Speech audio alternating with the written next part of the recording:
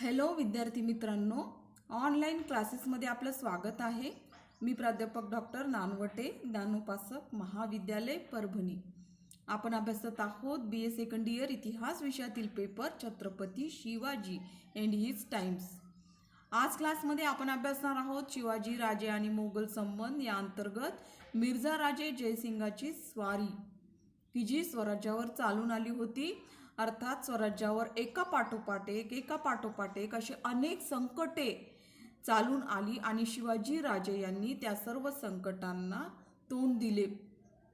हे सर्व आपण मागील क्लासमध्ये अभ्यासले आहे. आता तर मिर्झा राजे जयसिंगाच्या रूपाने एक मोठं संकट स्वराज्यावर चालून आलं होतं. तर मिर्झा राजे जयसिंग हे स्वराज्यावर का चालून त्यांना यावं लागलं, अशी कोणती कारणे होती? तर ही कारणे अभ्यासत असताना बादशहाचा शिवाजी राजेंबद्दलचा एक मोठा संताप होता. तो जुनाच संताप होता. ज्या वेळेस औरंगजेब हा दक्षिणेमध्ये होता त्यावेळेस शिवाजी राजे यांनी औरंगजेबच्या किंवा मोगलांच्या जुन्नर आणि अहमदनगर अशा काही प्रांतांवरती हल्ले केले होते. हा एक राग होता. आणि यानंतर जे अनेक स्वराज्यावर संकटे आली होती शाहिस्तेखानच्या रूपाने, त्यानंतर शिवाजीराजेंनी सुरतला बेसुरत केले, या सगळ्या गोष्टींचा राग हा औरंगजेबला अनावर झाला आणि त्यांनी आता शिवाजीराजेंचा बंदोबस्त करण्यासाठी एक मोठे संकट स्वराज्यावर पाठवले. आणि त्याला हे पण सहन होणे शक्य नव्हते. हिंदूंच्या स्वतंत्र राज्याची कल्पना ही त्याला असह्य झाली, कारण की तो कट्टर धार्मिक प्रवृत्तीचा होता आणि मुस्लिमीकरण करण्यामध्ये तो पुढाकार घेत होता. अर्थात हिंदूंचंही एक स्वतंत्र राज्य असावं या विरोधात तो होता. आणि शिवाजीराजेंनी स्वराज्यावर जे मोगलांनी शाहिस्तेखानास पाठवले होते त्याची मोठी फजिती एक केली होती. तर हाही राग एक औरंगजेब यांच्या मनामध्ये होता. आणि आता शिवाजीराजेंचा बंदोबस्त करणे अतिशय आवश्यक आहे, कारण की शाहिस्तेखान हा 1,00,000 फौज घेऊन आला होता. तरीही राजेंनी या प्रकरणाला तोंड दिलं आणि मोगल सरदारांचा अनेक वेळेस दारुण पराभव झाला. त्यामध्ये कारतलब खान, नामदार खान, शाहिस्तेखानाचाही पराभवच झाला. तर या सगळ्या गोष्टींचा एक राग औरंगजेब यांच्या मनामध्ये होता. यानंतर सर्वात धाडसी कार्य जे शिवाजी राजे यांनी केलं होतं, मोगलांची जी आर्थिक राजधानीचं ठिकाण होतं त्या शहराला, सुरत शहराला बेसुरत केलं. अर्थात हे शहर लुटलं, मोठी जाळपोळ केली आणि हाही राग मोगलांना होता, अर्थात औरंगजेबला होता. आणि शिवाजी राजे, आदिलशहा व कुतुबशहा जर या दक्षिणेतील तिन्ही सत्ता एकत्र आल्या तर मोगलांना हे सर्व धोकादायक ठरेल. यासाठीही एक सत्तेला नामोहरण करणे औरंगजेबला आवश्यक वाटू लागलं आणि त्या पद्धतीने त्याने मिर्झा राजे जयसिंगला एक मोठी फौज देऊन स्वराज्यामध्ये पाठवलं किंवा दक्षिणेतील राजकारणामध्ये हस्तक्षेप करण्यासाठी पाठवलं. अर्थात या सगळ्या ज्या घटना होऊ लागल्या आणि शिवाजी राजे या सर्व घटनांना शह देऊ लागले, तोंड देऊ लागले. आणि हे सगळे प्रकरण पाहत असताना औरंगजेबाला आता एक मोठ्या व्यापक मोहिमेची आवश्यकता वाटू लागली आणि त्या पद्धतीने त्याने मिर्झा राजे जयसिंगाची नेमणूक या स्वारीसाठी केली, स्वराज्यावर चालून जाण्यासाठी केली. ज्यावेळेस आपण मिर्झा राजे जयसिंगाचे व्यक्तिमत्व पाहतो तर हा एक मोगलांमध्ये असणारा एक बलाढ्य सरदार होता, परंतु तो राजपूत होता. आणि हा सरदार जयपूरच्या राजघराण्यातील होता आणि तो मोगलांचा एक सेवक म्हणून किंवा एक यशस्वी मुत्सद्दी किंवा एक श्रेष्ठ प्रतीचा सेनापती, एक नामांकित राजपूत सरदार म्हणून तिथे वावरत होता. अर्थात त्याला मोगल दरबारामध्ये मोठे मानाचे स्थान होते. 47 वर्षाच्या विविध युद्धाचा अनुभव या मिर्झा राजे जयसिंगला होता आणि त्याने मध्य आशिया, काबूल, कंदाहार, मोगीर, विजापूर अशा अनेक लढायांमध्ये आपल्या पराक्रमाची चुणूक दाखविली होती. हा जितका मुत्सद्दीपणामध्ये सरस होता तितकाच तो मधुर भाषी सुद्धा होता. आणि अशा व्यक्तिमत्वाचं एक सर्वच गुणदर्शन बघून औरंगजेबनी त्याची निवड केली. तो संभाषणामध्येही मोठा चतुर होता. त्याला वेगवेगळ्या भाषा येत होत्या. त्यामध्ये पर्शियन, उर्दू, तुर्की, हिंदी अशा भाषा त्याला अवगत होत्या. आणि मोगल दरबारामध्ये त्याला बादशाह एवढाच बहुमान होता. मोगलाविरुद्ध लढणारा जर एखादा शत्रू आटोक्यात आणायचा असेल तर मिर्झा राजे जयसिंग यांना उपाय म्हणून यांचा वापर केला जात होता मोगल दरबारामध्ये. आणि मिर्झा राजे जयसिंग यांना मोगल दरबारातील सर्व रीतिरिवाज पूर्णपणे माहीत होते आणि वेगवेगळ्या भाषाही त्याला अवगत असल्यामुळे मुस्लिमांच्या भावनांशी तो पटकन समरस होत होता किंवा त्यांच्याशी एकरूप होत होता. त्यामुळे मोगल फौजेत जरी पठाण, तुर्क, राजपूत, हिंदुस्थानी इत्यादी लोक होते तरी त्या सर्व मिश्र सैनिकांवरती मिर्झा राजे जयसिंग हुकूमत गाजवत होता. असं हे एक व्यक्तिमत्व मोगली दरबारामध्ये वावरत होतं. आणि एका हिंदूला दुसऱ्या हिंदूसोबत लढाईसाठी पाठवणे हेही औरंगजेबला यामागेही एक त्याचं राजकारण होतं. आणि जयसिंगाची एक निवड त्याने स्वराज्यावर चालून जाण्यासाठी केली. आणि सोबत काही पराक्रमी सरदारही दिले. त्यामध्ये दिलेर खान नावाचा एक पराक्रमी सरदार मिर्झा राजे जयसिंगाबरोबर दिला, कारण की हा सुद्धा हिंदू असल्यामुळे त्याच्यावर बारकाईने लक्ष ठेवणे औरंगजेबला आवश्यक वाटू लागले. आता जयसिंगाने स्वराज्यावर चालून येण्यासाठी मोठी तयारी केली. तर त्याने जवळपास 30 सप्टेंबर 1664 मध्ये मिर्झा राजा जयसिंग हे दक्षिणेच्या स्वारीवर जाण्यासाठी आले. आणि त्यांच्याबरोबर दिलेर खान, कुतुबुद्दीन, दाऊद खान, सुजन सिंह, राम सिंह, राजा रायसिंह, इहत शाम खान, जबरदस्त खान, कीरता सिंह, शेख जादा, बर्कबाज खान यासारखे नामवंत सरदार होते. आणि इटालियन निकोलाय मनुची हा तोफखान्याचा प्रमुख म्हणून मिर्झा राजे जयसिंगासोबत होता. शिवाजीराजेंचा पराभव करणे त्याला फारसे कठीण नाही असे वाटत होते. आणि त्या पद्धतीने त्याने स्वराज्यावर चालून येण्याची एक मोठी जय्यत तयारी.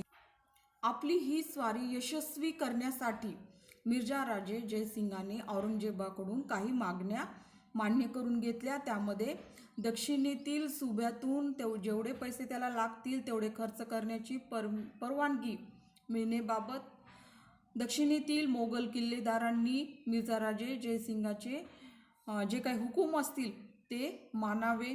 आणि तिसरे असे की मोगल फौजेतील अधिकाऱ्यांना रजा मंजूर करण्याचा अधिकार मिर्झा राजे जयसिंगाने मागून घेतला. आणि अशा पद्धतीने औरंगजेब याने मिर्झा राजे जयसिंगाच्या या मागण्या पूर्ण केल्या.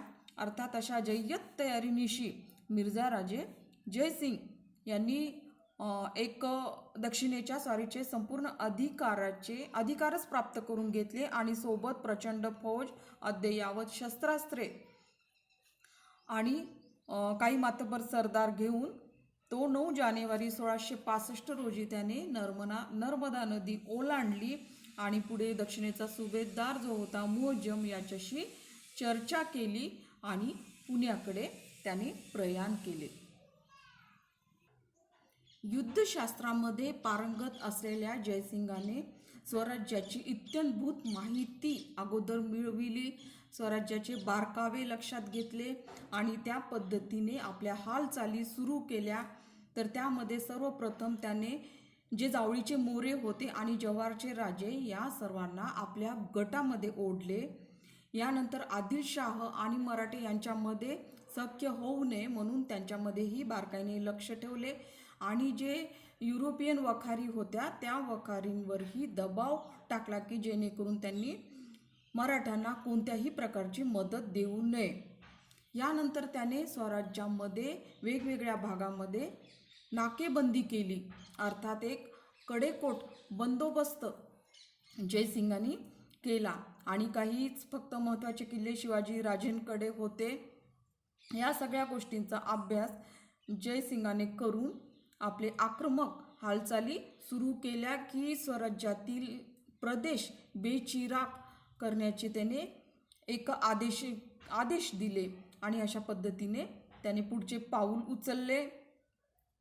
अर्थात औरंगजेबनी कोकणमध्ये जाण्यासाठी एक इच्छा होती की कोकणमध्ये जयसिंगाने जावे, परंतु पुणे प्रांतातच थांबणे का आवश्यक आहे यावरही जयसिंगाने औरंगजेबला पटवून सांगितले. आणि त्या पद्धतीने पुणे प्रांतामध्ये जयसिंगाने आपला तळ ठोकला होता. आणि आता एक एक किल्ले जिंकण्यासाठी संघर्ष सुरू होता. त्यामध्ये पुरंदरचा संघर्ष हा इतिहास प्रसिद्ध आहे. आणि हा संघर्ष किंवा हा पुरंदरचा किल्ला जिंकण्यासाठी दिलेर खान याच्याकडे हे नेतृत्व देण्यात आले. आणि त्या पद्धतीने पुरंदरचा जो संघर्ष सुरू झाला त्यामध्ये पुरंदरला वेढा देण्यात आला. एकीकडे पुरंदरला वेढा दिला तर दुसरीकडे स्वराज्यामध्ये मोठ्या प्रमाणावर धुमाकूळ सुरू होता. त्यामध्ये जे किल्ले होते रोहिडा, तुंग, तिकोना, लोहगड, राजगड या किल्ल्याभोवतीचा सर्व प्रदेशामध्ये जाळपोळीचे सत्र सुरू झाले. आता मराठ्यांमध्ये मोठ्या प्रमाणावर दहशत निर्माण करण्याचे हे मोठे प्रयत्न होते. आणि यावेळेस राजे नुकतेच बसनूरची स्वारी आटोपून परतले होते. आणि अशा मोठ्या संकटाला आपली सर्व फौज एकत्र करून तोंड देण्यासाठी ते सज्ज झाले. परंतु मोगलांनी सर्वच ठिकाणी नाकेबंदी केली होती स्वराज्यामध्ये. आणि सगळीकडे विखुरलेले मराठे सैन्य जमा करणे, एकत्रित करणे शिवाजी राजेंना शक्य नव्हते.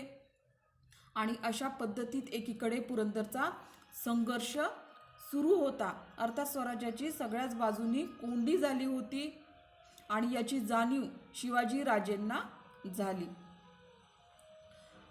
जो पुरंदरचा किल्ला आहे त्याच्या बाजूलाच दुसरा एक छोटा वज्रगड होता की जर हा वज्रगड ताब्यात आला तर पुरंदरचा किल्लाही ताब्यात येणार होता. तर आधी वज्रगड ताब्यात घेणे दिलेर खानाला आवश्यक वाटू लागले. त्या पद्धतीने त्याने वज्रगड ताब्यात घेण्यासाठी ज्या त्याच्याकडे महत्त्वाच्या तोफा होत्या त्या डोंगरावर चढवण्यास त्याने सुरुवात केली. एकीकडे मराठ्यांचा मोठा माराही या मोगली फौजेला सहन करावा लागू लागला. परंतु मराठ्यांना कोणत्याही प्रकारची रसद किंवा मदत न मिळण्याची पूर्ण काळजी मोगलांनी घेतली होती. एकीकडे हे युद्ध सुरू आणि दुसरीकडे अद्ययावत शस्त्रास्त्रे मोगलांकडे होती आणि सैनिक होते, मोठे सरदार होते. आणि अशा सर्व परिस्थितीमध्ये पुरंदरचा संघर्ष सुरू होता. अर्थात जे वज्रगड होता त्या वज्रगडावर एकदाचे त्या मोठ्या तोफा डोंगरावर चढविण्यात यश मोगलांना आले. आणि त्यांनी या तोफांच्या द्वारे वज्रगडावरती एक हल्ले करायला सुरुवात केली. आणि वज्रगडचा एक मोठा बुरुज 13 एप्रिल 1665 रोजी ढासळला.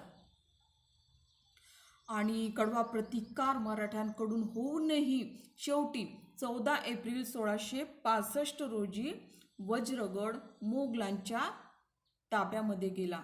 अर्थात आता मोगलांना पुरंदर जिंकणे हे सहज सोपे होते. आणि त्यामुळे दिलेर खानाच्या आत्मविश्वासामध्ये मोठी वृद्धी झाली. एकीकडे चिवटपणे त्याने झुंजही दिली तर दुसरीकडे मराठे सुद्धा आपले नीतिधैर्य न खचू देता स्वराज्याचे रक्षण करत होते आणि मोगलांशी लढा देत होते. आणि पुरंदरच्या संघर्षासाठी जे महाराजांनी मुरारबाजी देशपांडे या अशा पराक्रमी सरदाराची नेमणूक केली होती. पुरंदर किल्ल्याचा संघर्ष चालू असताना स्वराज्यामध्येही मोठ्या प्रमाणात जाळपोळ आणि लुटालूट सुरू होती. एकंदरीत परिस्थितीचे गांभीर्य लक्षात घेऊन शिवाजी राजेंनी पुढचे पाऊल उचलण्याचे जे प्रयत्न केलेले आहे त्यामध्ये सर्वात अगोदर तर पुरंदरचा किल्ला हा हळूहळू मोगलांच्या ताब्यामध्ये जाऊ लागला आणि ही सर्व परिस्थिती शिवाजीराजेंच्या लक्षातही येऊ लागली. मराठे हे मोठ्या पराक्रमाची शर्त करून हा किल्ला वाचविण्यासाठी लढत होते, परंतु त्यांच्या दुर्दैवाने पुरंदर किल्ल्यावर असलेल्या दारुगोळ्याचा जो साठा होता त्याला मात्र आग लागली आणि अनेक बुरुज या सर्व प्रकरणामध्ये ढासळले आणि त्या हळूवारपणे अर्थात मोगलांच्या ताब्यामध्ये हा किल्ला मात्र गेला. अर्थात मोगलांच्या प्रयत्नांना इथे यश आले. मुरारबाजी हा फक्त 700 निवडक सैन्यासह मुघलांवर तुटून पडला होता आणि पराक्रमाची शर्त करून तो मोठा लढाई खेळत असताना एक बाण, दिलेर खानाचा एक बाण त्याला लागला आणि तो या पूर्ण लढाईमध्ये त्याने पराक्रमाची शर्त केली, लढला, परंतु यामध्ये त्याचा अंत झाला. अर्थात त्याने अतुलनीय पराक्रम हा किल्ला वाचवण्यासाठी केलेला आपल्याला इथे दिसतो. एकंदरीत हे सर्व जे मोगलांची धुमाकूळ चालली होती, मोगली फौज एकामागोमाग एक त्यांचे किल्ले जिंकण्याचे आता सत्रही सुरू राहणार होते आणि या परिस्थितीचे गांभीर्य लक्षात घेऊन शिवाजी राजेंनी समझोत्याचा प्रयत्न इथे आपल्याला केलेला दिसतो आणि त्या पद्धतीने शिवाजी राजे व जयसिंग यांची भेट घडवून आणण्यासाठी 11 जून 1665 रोजी म्हणजे हे पुढचे पाऊल शिवाजीराजेंनी उचललेले आपल्याला शिवाजी राजे यांनी जयसिंग ला भेटण्यासाठी जे रघुनाथ बल्लाळ होते यांना किंवा रघुनाथ पंत यांना पाठवले बोलणी करण्यासाठी, परंतु जयसिंग यांनी स्वतः राजे आल्याशिवाय कोणतीही बोलणी होणार नाही आणि राजेंना संपूर्ण शरणागती पत्करावी लागेल असा निरोप पाठविला.